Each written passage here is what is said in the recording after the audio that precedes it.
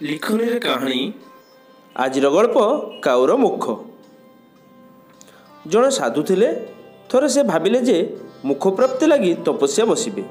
तेणु से गोटे निकांचन जगार गोटे गछमूल तपस्या बसीगले। गछ उपरे गोटे काउर बसा थिला। से एभली जड़े आगंतुक को देखी गछ डालू बुबाइबा लगिला। मुंड उपरे काउ राबुथुबारु साधु तपस्या मनोनिवेश करिपारिले नाही।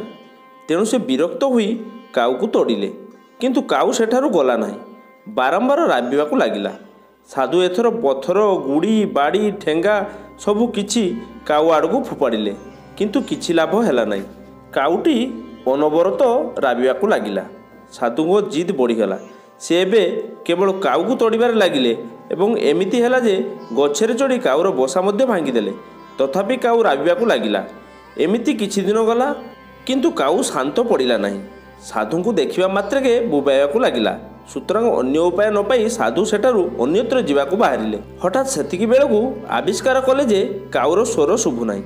से उपरकू चाहि देखंती तो काउ सेठारे नाही।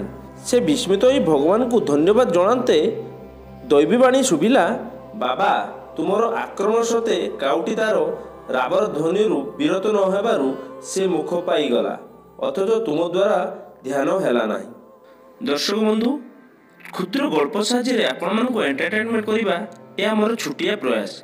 जदि कोनोसी उच्चारण भूल थाए ताहले मते क्षमा कर देबे। लेखनी रे कहानी गल्पटी आपण मानक भलो लागिथिले वीडियोटी को लाइक कर दियंतु, शेयर कर दियंतु एवं गल्पटी भलो लागिथिले किंबा खराब लागिथिले आपण माने कमेंट द्वारा हमकु जणांतु। आपण मानकर कमेंट आम पई बहुत गुरुत्वपूर्ण। दर्शक बंधु, एमिति भलो भलो गल्प शुणिया को चाहुथिले चैनल को सब्सक्राइब कर दियंतु एवं पाखरे थिबा बेल आइकन को दबाई दियंतु, जा फଳରେ वीडियो प्रथम नोटिफिकेशन आपण पाई परिबे। दर्शक बंधु, पुणी आउथरे देखा लेखनी कहानी रे आ गुटे अध्याय। से पर्यंत रहूची, नमस्कार।